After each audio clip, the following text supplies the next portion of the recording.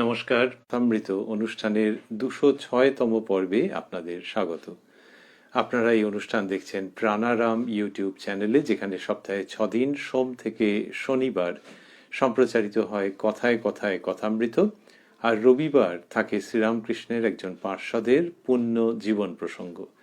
সবগুলি অনুষ্ঠানই শুরু হয় রাত্রি ৯টার সময়। শ্রী শ্রী রামকৃষ্ণ কথামৃততে আমরা আগের দিন সানন্দে অবস্থান করছিলাম, আজকেও করব ৯ই মার্চ ১৮৮৪ প্রসঙ্গে, যেদিন শ্রীরামকৃষ্ণ দক্ষিণেশ্বরে তার ঘরটিতে অবস্থান করছিলেন এবং ছিলেন শ্রীযুক্ত মণিলাল মল্লিক মহাশয় প্রমুখ ভক্তবৃন্দ, ছিলেন কথামৃতকার শ্রীযুক্ত মহেন্দ্রনাথ গুপ্ত বা শ্রীম বা মাস্টার মহাশয়।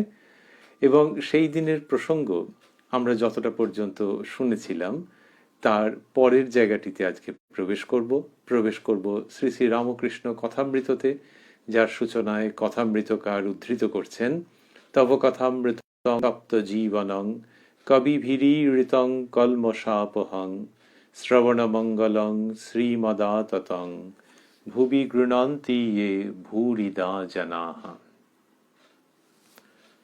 শ্রীরামকৃষ্ণকে মণিলাল মল্লিক মহাশয় প্রশ্ন করছেন।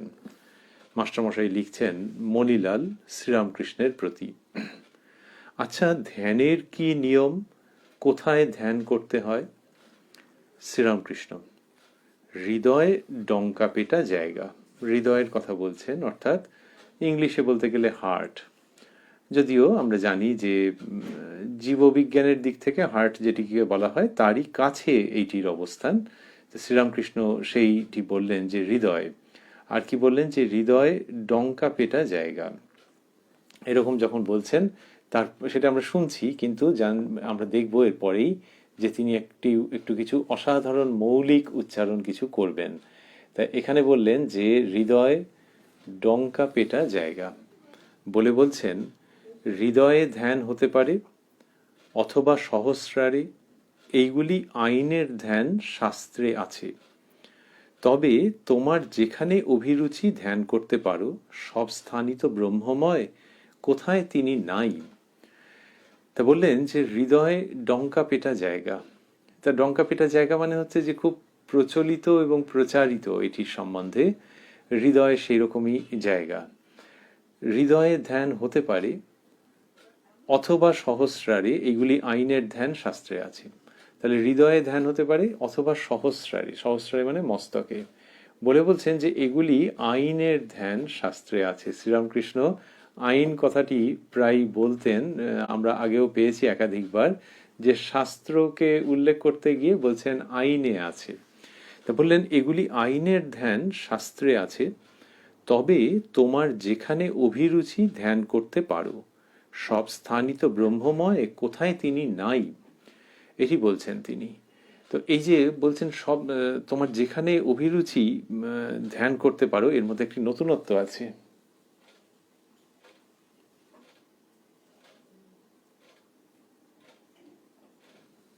সেই নতুনত্বটি কিরকম? এই যে বলছেন যে শাস্ত্রে ওইগুলি রয়েছে যে হৃদয়ে বা সহস্রারে ধ্যান করা যায়, আর বলছেন তোমার যেখানে অভিরুচি সেখানে ধ্যান করতে পারো, তবে তোমার যেখানে অভিরুচি ধ্যান করতে পারো, সব স্থানই তো ব্রহ্মময়, কোথায় তিনি নাই। শ্রীরামকৃষ্ণ এই যে একটা অনুমতি দিচ্ছেন, এখান দিয়ে কিন্তু একটা নতুন দিগন্ত খুলে যাচ্ছে। শাস্ত্রে ওইগুলির কথা আছে, তাহলে তিনি যেটি বলছেন এটি বলছেন শ্রীরামকৃষ্ণ, যিনি বলেছেন অন্যত্র নিজের শরীর দেখিয়ে নিজের অন্তঃকরণকে নির্দেশ করে এখানকার অনুভূতি বেদ বেদান্তকে ছাড়িয়ে গেছে। তাহলে বেদ বেদান্তে যা আছে লিখিত, প্রথমে তো শ্রুত ছিল, তারপরে লিখিত হয়েছে, সেই সবকে ছাড়িয়ে গেছে, এটি শ্রীরামকৃষ্ণ সানন্দে বলছেন। তাহলে কি বেদ বেদান্ত পেছনে পড়ে গেল? তা নয়। বেদ বেদান্তের মধ্যেই আছে দুটি প্রসঙ্গ। একটি হচ্ছে যে তিনি অবাং মনসো গোচরম, তিনি যদি বাক্যমনের গোচর না হন, বাক্যমনের অগোচর হন, তাহলে তার সম্বন্ধে তো সব কথা বলা হয়নি, সব কথা লেখা হয়নি, সেটি বেদ শাস্ত্রই আমাদের শেখাচ্ছেন। আর কি? আর হচ্ছে যে উপনিষদের মধ্যে আছে পরাবিদ্যা এবং অপরাবিদ্যা, এই যে পরাবিদ্যা, এখানে বলা হচ্ছে যে যেইটি সম্পর্কে লেখা নেই, বাকি সবই অপরাবিদ্যার মধ্যে। পরাবিদ্যা হচ্ছে যে যেটি সম্পর্কে লেখা থাকবে না, তাহলে কোথায় সেটি অনুভূতিতে আসবে, সেটা তারাই বলছেন।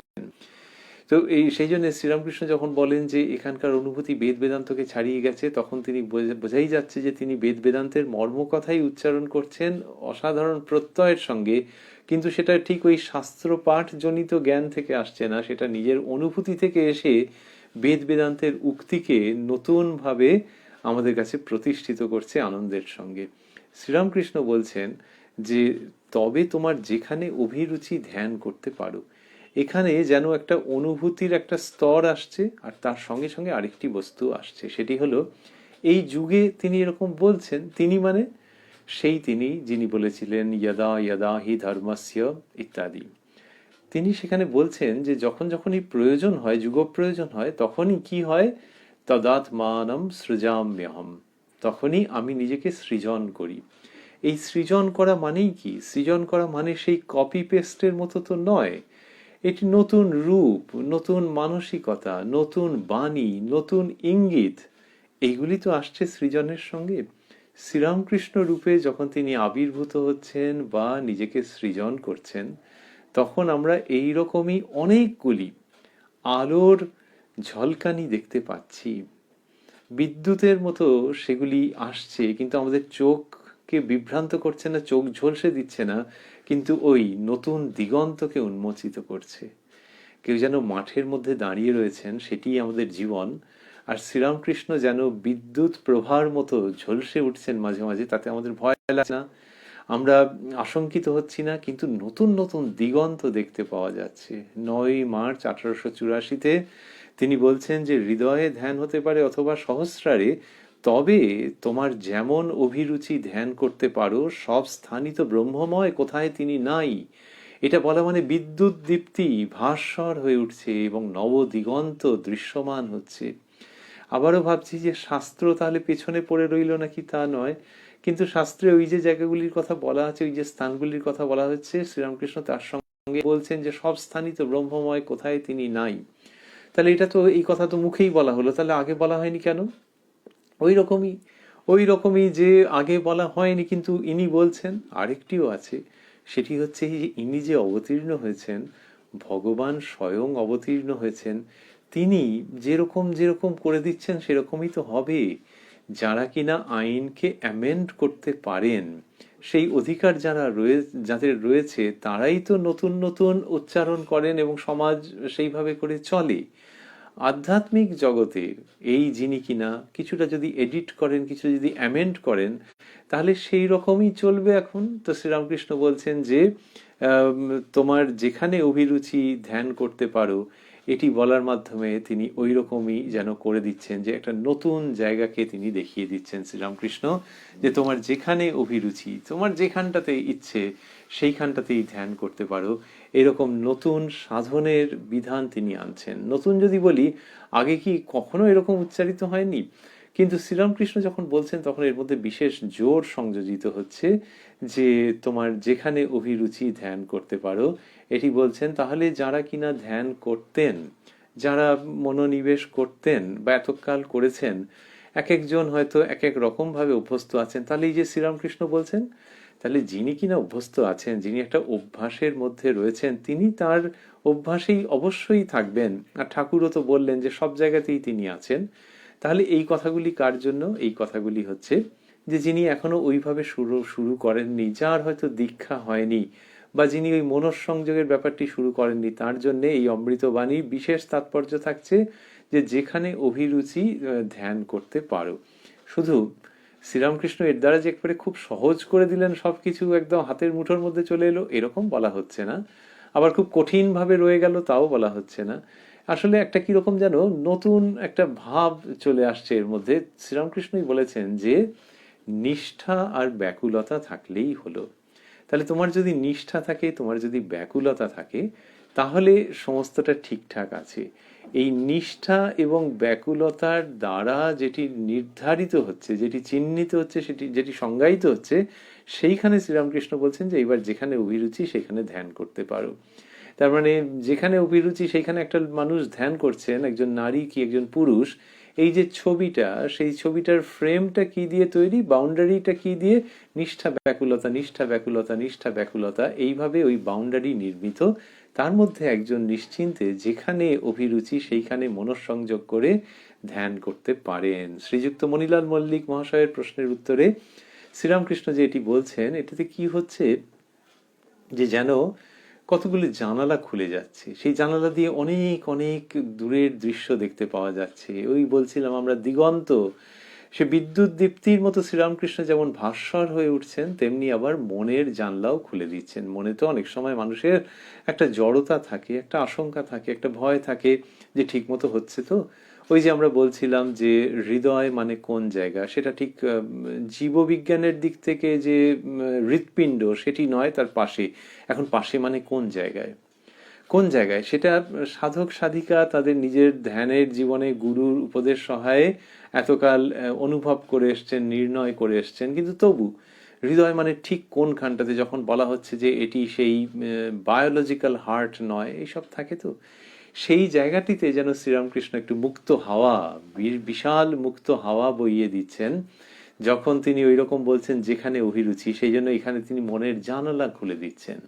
এই জানুয়ারি মাসে আমরা যখন এই অনুষ্ঠান করছি, শুনছি, এই সময় লোকে জানালা বেশি খুলতে চায় না, যে ঠান্ডা হাওয়া চলে আসবে ওরে বাবারই, কিন্তু মনের জানালা তো খুলতে হয়। সুতরাং তাতে শরীর খারাপ হয় না, বরং তাতে সব ভালো হয়ে যায়। অতএব শীতকাল, গ্রীষ্মকাল, বর্ষাকাল, যে সময়ই হোক না কেন, শ্রীরামকৃষ্ণ মনের জানালাগুলো খুলে দিচ্ছেন যে এসো আরো ব্রিথ করো, আরো প্রাণ ভরে শ্বাস নাও, নিয়ে সেই শক্তিতে, সেই আধ্যাত্মিকতার অক্সিজেনে তুমি বলিয়ান হয়ে তাঁর শ্রী পাদপদ্মে কি সেই নিরাকার চৈতন্যের মধ্যে নিজেকে পুরো ঢেলে দাও।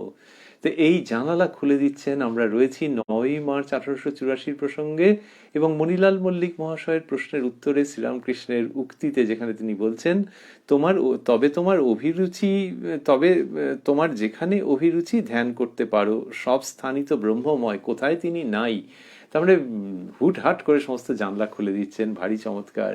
এটি যে শুধু তিনি বললেন, এই যেটি নিয়ে আমরা এতক্ষণ আনন্দের সঙ্গে অবস্থান করছিলাম, যে তিনি সম্প্রসারণ করছেন, এটা যে শুধু একটা ছুঁয়ে গেলেন তাই নয়, এখানে দেখবো যে আরো বলছেন। কিরকম বলছেন, যখন বলির কাছে 3 পায়ে নারায়ণ স্বর্গ মর্ত পাতাল ঢেকে ফেললেন, তখন কি কোনো স্থান বাকি ছিল? তাহলে এই বললেন, বলিরাজার কাছে যখন নারায়ণ স্বর্গমর্ত পাতাল 3 পায়ে ঢেকে ফেললেন, তাহলে তখন সবই তাঁর দ্বারা আবৃত হয়ে গেল, তাঁর উপস্থিতি সর্বত্রই লিখিত হয়ে গেল। তারপর বলছেন, গঙ্গা তীরও যেমন পবিত্র, আবার যেখানে খারাপ মাটি আছে সেও তেমনি পবিত্র। আবার আছে এ সমস্ত তাঁরই বিরাট মূর্তি। তাই বললেন যে গঙ্গা তীরও যেমন পবিত্র, আবার যেখানে খারাপ মাটি আছে সেও তেমনি পবিত্র। খারাপ মাটি বললে অনেক সময় মনে হয় যে পুজোর সময় কোথাকার মাটি নিয়ে আসার ওই প্রসঙ্গটি যে সরাসরি আসছে তা নয়, মানে যেখানে খারাপ মাটি, গঙ্গা তীর ভালো, আরেক জায়গাতে গিয়ে দেখা গেল এ মা, বর্ষার জল কাদা মাদা হয়ে মাটিটা কেমন ধারা হয়ে আছে, আর ওখানে একটা ব্যাঙ ঘুরে বেড়াচ্ছে, কি বিচ্ছিরি নোংরা। না, তা বলছেন গঙ্গা তীরও যেমন পবিত্র, আবার যেখানে খারাপ মাটি আছে সেও তেমনি পবিত্র। কারণ তুমি যাকে ডাকছো, তুমি যাকে ভালোবাসছো, তুমি যাকে পেতে চাইছো, তুমি যার জন্য সাধনা করছো, তিনি ওই ঘোলা জলে, কর্দমাক্ত জলেও আছেন, আবার ওই পবিত্র স্থানে গঙ্গা তীরেও আছেন। এইটি শ্রীরামকৃষ্ণ বলছেন, বলে ওই ভাবটিকেই আরো সংহত করছেন, আরো শক্তিশালী করছেন, যে যেখানে অভিরুচি সেখানেই তুমি ধ্যান করতে পারো। বললেন যে তোমার যেখানে অভিরুচি ধ্যান করতে পারো, এটি বলেছেন। আর এখানে এইটি বলার পর বলছেন যে আবার আছে এ সমস্ত তাঁরই বিরাট মূর্তি।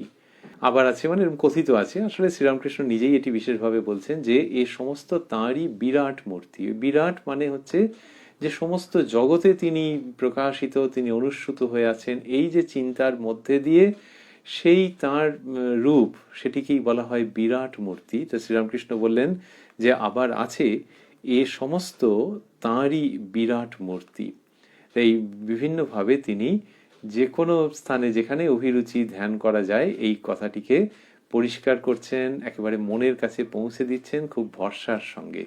সেটি করবার পর তিনি বলছেন, নিরাকার ধ্যান ও সাকার ধ্যানের কথা তিনি নিজেই প্রসঙ্গটি উত্থাপন করে এখানেও দেখব যে আমরা কি চমৎকারভাবে প্রসঙ্গটিকে আনছেন তিনি।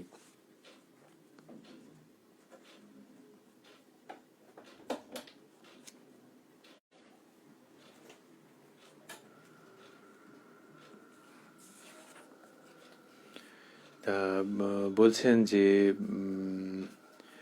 নিরাকার ধ্যান ও সাকার ধ্যান এটি তিনি বললেন, এবং সেখানে মাস্টারমশাই এই কথাগুলিকে 5টি শব্দকে স্থূলাক্ষরে দিয়েছেন।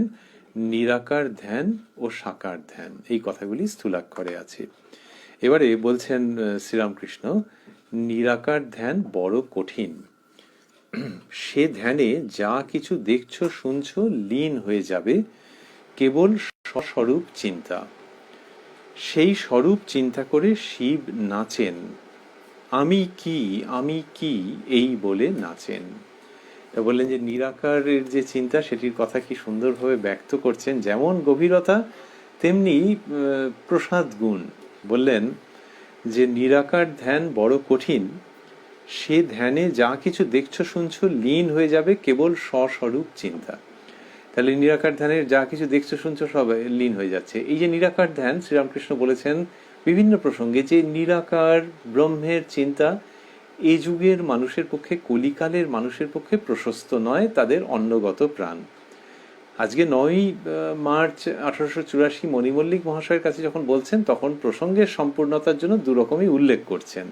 পরে আমরা দেখব যে নিরাকার ধ্যান সম্পর্কে তার অভিমত ব্যক্ত করবেন, কিন্তু তার আগে বলছেন নিরাকার ধ্যান বড় কঠিন, সে ধ্যানে যা কিছু দেখছো শুনছো লীন হয়ে যাবে কেবল স্বস্বরূপ চিন্তা। ওই নেতি নেতি করে যে এটি নয় সবই, মানে সেই ব্রহ্ম অতিরিক্ত যদি কিছু মনে হয় তাহলে সেই সবগুলোকেই নেগেট করতে করতে, নযুক্ত ইতি নেতি নেতি করতে করতে স্বরূপকে চিন্তা। ওই স্বরূপ তিনিই ব্রহ্ম, যিনি ব্রহ্ম তিনি আত্মা, এই চিন্তার মধ্যে থাকা। তা বললেন সে ধ্যানে যা কিছু দেখছো শুনছো লীন হয়ে যাবে কেবল স্বস্বরূপ চিন্তা।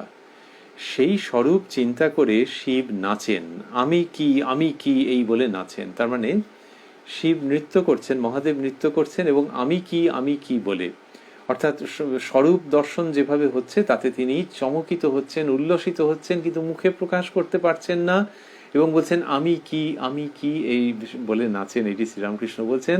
অন্যভাবে বলতে গেলে সোহং উক্তির মধ্যে যে আনন্দপূর্ণ চমকপ্রদ আধ্যাত্মিক উচ্চারণ রয়েছে সেই ভঙ্গি আনছেন শ্রীরামকৃষ্ণ এবং বলছেন শিব বা মহাদেব আমি কি এই বলে নাচেন। তারপর একে বলে শিবযোগ। শিবযোগ শব্দটি স্থূলাক্ষরে। ধ্যানের সময় কপালে দৃষ্টি রাখতে হয়, নেতি নেতি করে জগৎ ছেড়ে স্বস্বরূপ চিন্তা। আর এক আছে বিষ্ণুযোগ। বিষ্ণুযোগ শব্দটি স্থূলাক্ষরে। নাসাগ্রে দৃষ্টি, অর্ধেক জগতে অর্ধেক অন্তরে। সাকার ধ্যানে এই রূপ হয়। তাহলে সাকার ধ্যানের কথায় শ্রীরামকৃষ্ণ নিয়ে এসে বলছেন যে একে বলে বিষ্ণুযোগ, এবং অর্ধেক জগতে অর্ধেক অন্তরে নাসাগ্রে দৃষ্টি এটির কথা বলছেন। নাকের অগ্রভাগে দৃষ্টি থাকে এবং অর্ধেক জগতে থাকে অর্ধেক অন্তরে থাকে। সাকার ধ্যানে এই রূপ হয়। শিব কখনো কখনো সাকার চিন্তা করে নাচেন, রাম বলে নাচেন। তা বলছেন শিব যখন সাকার চিন্তা করেন, তাহলে যখন তিনি নিরাকার চিন্তা করেন সেটি আগে উল্লিখিত হয়েছে, আর এখন বলছেন শ্রীরামকৃষ্ণ যে শিব কখনো সাকার চিন্তা করে নাচেন, রাম বলে নাচেন। তাহলে যখন সাকার চিন্তা করছেন তখন ওই নাম নিচ্ছেন। আগে কি বলেছিলেন শ্রীরামকৃষ্ণ, আমি কি, আর এখানে রামের নাম নিচ্ছেন, বলছেন যে রাম বলে নাচেন। এই কথা শ্রীরামকৃষ্ণ বলছেন। বলে তারপরে আসে প্রসঙ্গ যেখানে দেখা যাচ্ছে যে মণিলাল মল্লিক মশাইয়ের সঙ্গে তিনি আরো বলছেন, এবং এই যে সাকার নিরাকার ধ্যানের কথা বলেছেন, নিরাকার সাকার ধ্যানের কথা বলেছেন, তো এইবার সেইটিরই যেন সূত্র ধরে পরবর্তী প্রসঙ্গ আসছে। মাস্টারমশাই লিখছেন, মণিলাল মল্লিক পুরাতন ব্রহ্মজ্ঞানী। ভবনাথ রাখাল মাস্টার মাঝে মাঝে ব্রাহ্ম সমাজে যাইতেন।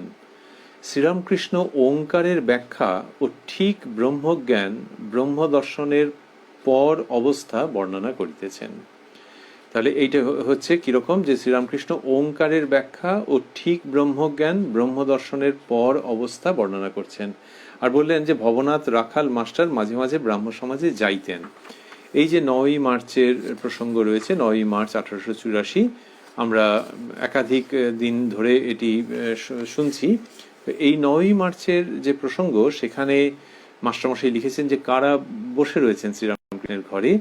সেখানে বললেন যে মণিলাল মল্লিক, সিঁথির মহেন্দ্র কবিরাজ, বলরাম মাস্টার, ভবনাথ, রাখাল, লাটু, হরিশ, কিশোরী গুপ্ত, শিবচন্দ্র প্রভৃতি।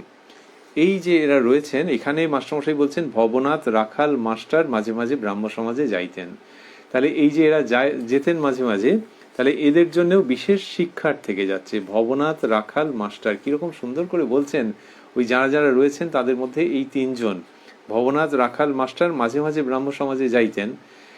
শ্রীরামকৃষ্ণ ওঙ্কারের ব্যাখ্যা ও ঠিক ঠিক ব্রহ্মজ্ঞান ব্রহ্মদর্শনের পর অবস্থা বর্ণনা করিতেছেন, যে তারা ব্রাহ্ম সমাজ থেকে কিছু কিছু শুনেছেন, ইনপুট পেয়েছেন এখনকার ভাষায় বলতে গেলে। তা সেগুলো সব কেমন, সেটা যথাযথ আলোকে শ্রীরামকৃষ্ণ স্থাপন করছেন, এটির কথা মাস্টারমশাই আনন্দের সঙ্গে বলছেন। মাস্টারমশাই লিখছেন এবার, শ্রীরামকৃষ্ণ ভক্তদের প্রতি। শব্দ ব্রহ্ম, ঋষি মুনিরা ওই শব্দ লাভের জন্য তপস্যা করতেন। সিদ্ধ হলে শুনতে পায় নাভি থেকে ওই শব্দ আপনি উঠছে, অনাহত শব্দ। তা বললেন যে শব্দ ব্রহ্ম, ঋষি মুনিরা ওই শব্দ লাভের জন্য তপস্যা করতেন। তাহলে তারা ওইটির জন্য তপস্যা করতেন। এবার কি হয়েছে, যে সিদ্ধ হলে শুনতে পায় নাভি থেকে ওই শব্দ আপনি উঠছে, অনাহত শব্দ। অনাহত শব্দ দুটি স্থূলাক্ষরে। এইবার এই যে নাদ ব্রহ্ম, সেটির উল্লেখ করছেন, কিন্তু তারপরে একটু সেটিকে যেন সম্পাদনা করে নিয়ে একটি প্রসঙ্গ বলবেন। তা বলেছেন যে ঋষি মুনিরা ওই শব্দ লাভের জন্য তপস্যা করতেন, সিদ্ধ হলে শুনতে পায়। তাহলে ওই ওই ওই নাদই কি তাহলে ব্রহ্ম? এরকম একটা প্রসঙ্গ আসছে। এইখানটাতে শ্রীরামকৃষ্ণ অসাধারণ কথা বলবেন, আমরা শুনবো।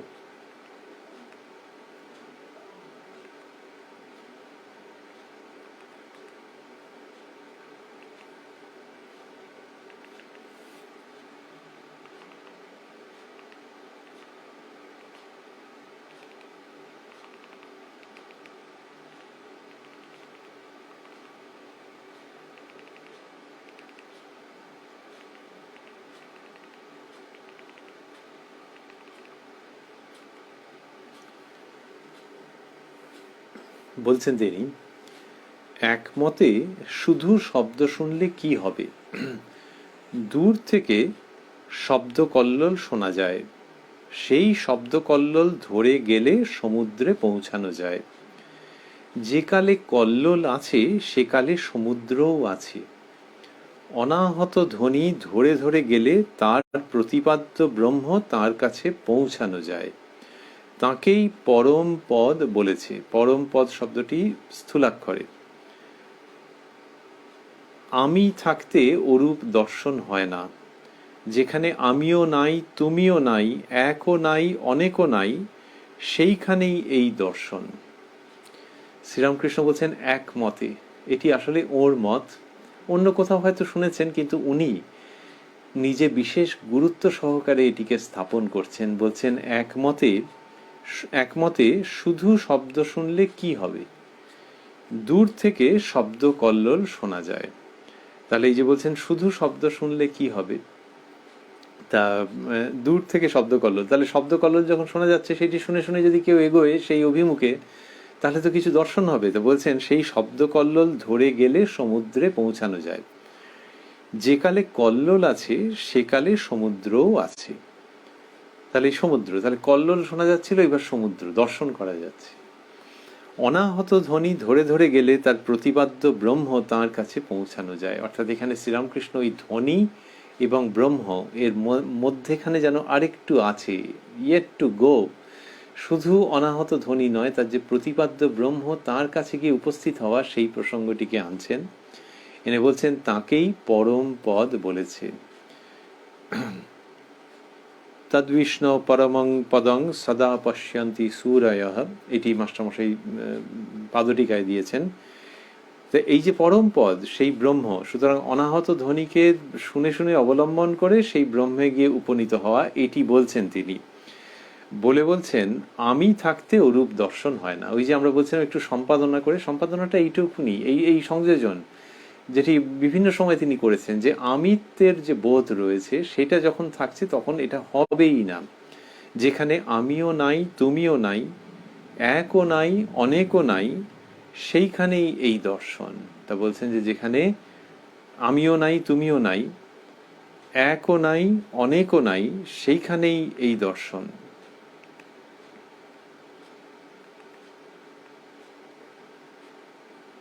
তো এটা ওই জন্য কলিকালের মানুষের পক্ষে সম্ভব নয়। কলিকালের মানুষের মধ্যে এই অবস্থাটি নেই, তাদের অন্যগত প্রাণ, সেই জন্য কলিকালে এটাতে সুবিধে করতে পারে না মানুষের। শ্রীরামকৃষ্ণ সেটিই বলছেন। বলছেন মনে করো সূর্য আর 10টি জলপূর্ণ ঘট রয়েছে। মনে করো সূর্য আর 10টি জলপূর্ণ ঘট রয়েছে, প্রত্যেক ঘটে সূর্যের প্রতিবিম্ব দেখা যাচ্ছে। প্রথমে দেখা যাচ্ছে একটি সূর্য ও 10টি প্রতিবিম্ব সূর্য। যদি 9টা ঘট ভেঙে দেওয়া যায় তাহলে বাকি থাকে একটি সূর্য ও একটি প্রতিবিম্ব সূর্য। এক একটি ঘট যেন এক একটি জীব। প্রতিবিম্ব সূর্য ধরে ধরে সত্য সূর্যের কাছে যাওয়া যায়, জীবাত্মা থেকে পরমাত্মায় পৌঁছানো যায়। জীব, মাস্টারমশাই লিখেছেন জীবাত্মা, যদি সাধন ভজন করে তাহলে পরমাত্মা দর্শন করতে পারে।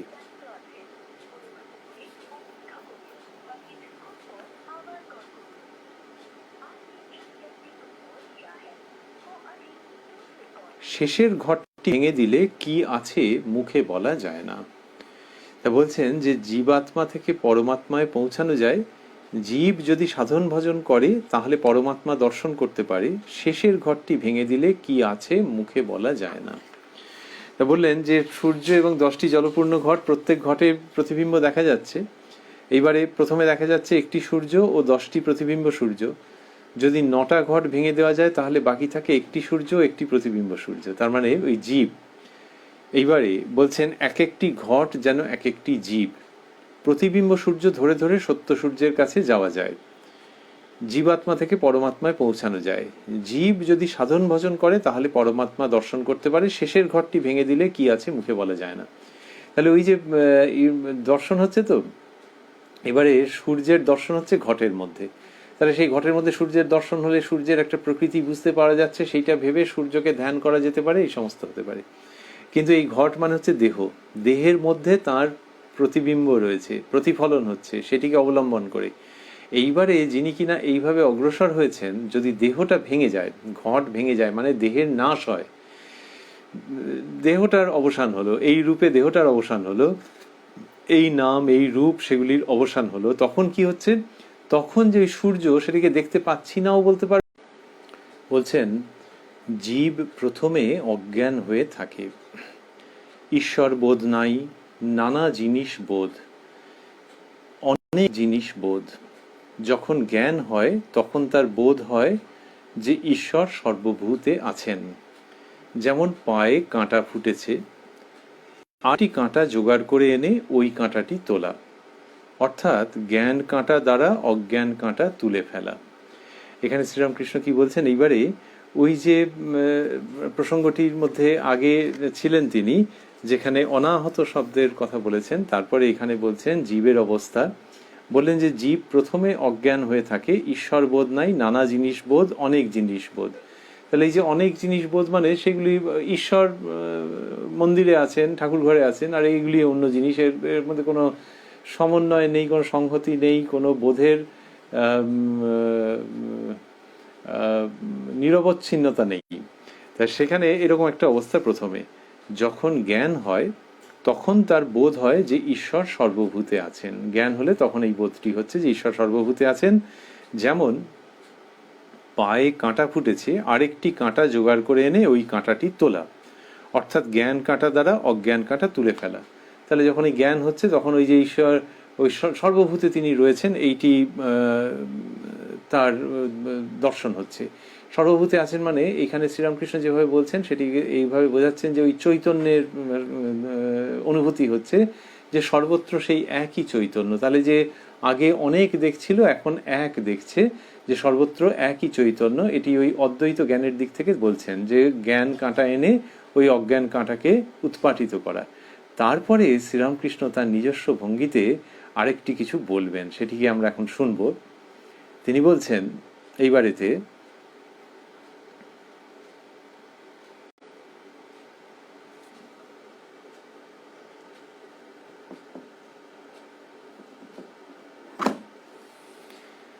আবার বিজ্ঞান হলে দুই কাঁটাই ফেলে দেওয়া যায়, আবার বিজ্ঞান হলে দুই কাঁটাই ফেলে দেওয়া, অজ্ঞান কাঁটা এবং জ্ঞান কাঁটা। তখন ঈশ্বরের সঙ্গে নিশিদিন কথা আলাপ হচ্ছে, শুধু দর্শন নয়।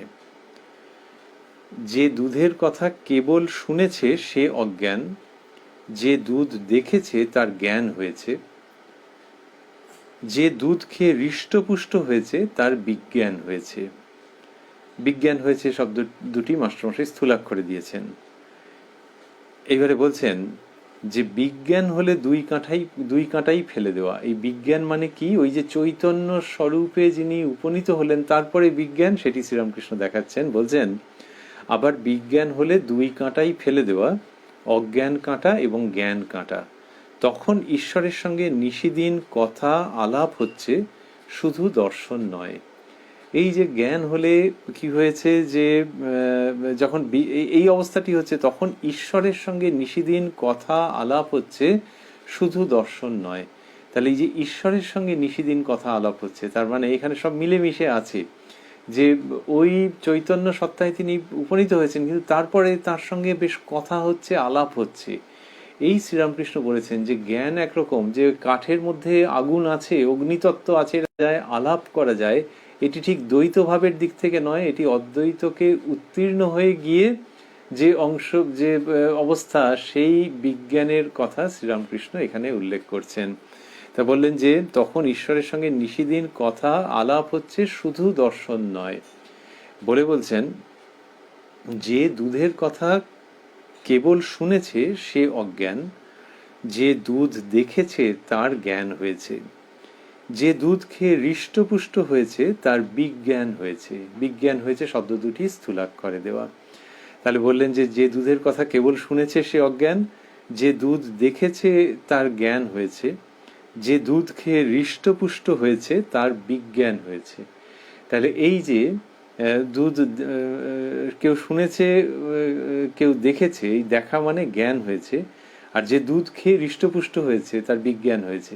তাহলে এই বিজ্ঞানী যিনি হৃষ্টপুষ্ট হয়েছেন, ওইখানেই হয়ে গেল যে ওই দুটো কাঁটাই ফেলে দেওয়া, জ্ঞান এবং অজ্ঞান। ও বা ঠিক মতো বলতে গেলে অজ্ঞান তারপরে জ্ঞান, কিন্তু তারপরে ওই জ্ঞান কাঁটাও ফেলে দেওয়া, অজ্ঞান কাঁটা তো ফেলে দেওয়াই, এবার জ্ঞান কাঁটাও ফেলে দেওয়া। এটির দ্বারা ইঙ্গিত করা হচ্ছে যে আরেকটি অপূর্ব অবস্থা আছে তারপরে, সেটি ওই বিজ্ঞানীর অবস্থা, যেখানে কিনা ঈশ্বরের সঙ্গে তার নিশিদিন কথা আলাপ হয়েছে, শুধু দর্শন নয়। এইসব কথা শ্রীরামকৃষ্ণ বলছেন। বলতে বলতে কি হলো, কি অপূর্বভাবে এখানটাতে চলে এলেন তিনি, যে জীবের প্রথমে অজ্ঞানের বোধ, তারপরে জ্ঞান, মানে প্রথমে অজ্ঞান থাকছে, তারপরে জ্ঞানের বোধ হচ্ছে, জ্ঞানের উপলব্ধি হচ্ছে, তারপরে জ্ঞান অজ্ঞানকে ছাড়িয়ে, সে অজ্ঞান এবং জ্ঞানকে ছাড়িয়ে চলে যাচ্ছে। তখন অজ্ঞান কাঁটা জ্ঞান কাঁটা দুটোই ফেলে দিচ্ছে এবং সে বিজ্ঞানের দিকে চলে যাচ্ছে। এইবার ওই যে বললেন যে দুধ খেয়ে হৃষ্টপুষ্ট হয়েছে, যে তার বিজ্ঞান হয়েছে, বিজ্ঞান হয়েছে শব্দ দুটি স্থূলাক্ষরে। এইটি বলে শ্রীরামকৃষ্ণ প্রসঙ্গটিকে একেবারে অন্য উচ্চতায় নিয়ে যাচ্ছেন। তারপরে মাস্টারমশাই যেটি লিখছেন সেটি হলো, এইবার ভক্তের বুঝি নিজের অবস্থা বুঝাইয়া দিতেছেন, বিজ্ঞানী অবস্থা বর্ণনা করিয়া বুঝি নিজের অবস্থা বলিতেছেন। এইরকম হলো যে ভক্তদের কাছে এরকম ভাবে বলছেন যে বিজ্ঞানীর অবস্থা, এবং সেটি বলছেন কিরকম, যে কিন্তু নিজের কথা পরিষ্কার করে বলছেন না। বললেন এইবার ভক্তদের বুঝি নিজের অবস্থা বুঝাইয়া দিতেছেন। কি সুন্দর করে বলা, যে মনে হচ্ছে নিজের কথাই বলছেন, কিন্তু সরাসরি উল্লেখ করেননি। বিজ্ঞানীর অবস্থা বর্ণনা করিয়া বুঝি নিজের অবস্থা বলিতেছেন। এইটি যে বলবেন এটি অনেকটা জায়গা জুড়ে, সেটি হতে হতেই 9ই মার্চের প্রসঙ্গ শেষ হবে, কিন্তু সেটা আমরা আজকে ওর মধ্যে প্রবেশ করব না। যে সময় আমরা দেখতে পাচ্ছি তাতে করে মনে হচ্ছে আরেকটি দিনে নতুন করে ওই জায়গাটির মধ্যে প্রবেশ করলে ঠিক হবে। আমরা রয়েছি উদ্বোধন কার্যালয়ে প্রকাশিত যে শ্রী শ্রী রামকৃষ্ণ কথামৃত, তার 402 পৃষ্ঠায় রয়েছি 9ই মার্চ 1884 দক্ষিণেশ্বরের আনন্দ ঘন পরিবেশে।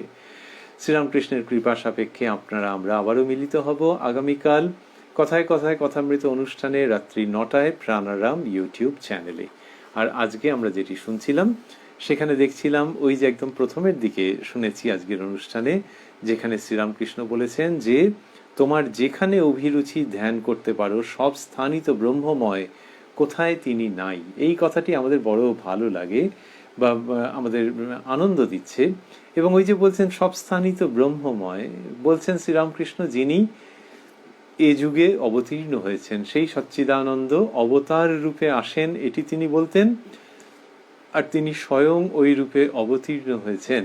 তা সেই তিনি যখন বলছেন তখন তার শ্রীমুখের কথাকে অবলম্বন করে আমরা ভাবছি যে ওই যে বললেন সব স্থানই তো ব্রহ্মময়, কোথায় তিনি নাই, এটির জায়গায় আমরা ভাবতে পারি, মানে ওটিকেও অক্ষুণ্ণ রেখে আমরা নিজেদের মতো আবার নিজের কল্যাণ মঙ্গলের জন্য বিশেষভাবে ভাবতে পারি যে সব স্থানই তো রামকৃষ্ণময়, কোথায় তিনি নাই।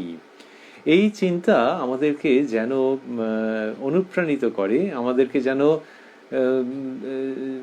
যোগে ধ্যানে মনোযোগে প্রবৃত্ত করে যে সর্বত্রই শ্রীরামকৃষ্ণ অবস্থান করছেন। আমরা বলছিলাম যে মনের জানালা খুলে দিচ্ছেন তিনি, সেইখান থেকেই নতুন করে শ্বাস নিয়ে আমরা নতুনভাবে বাঁচতে চাই এই নববর্ষে।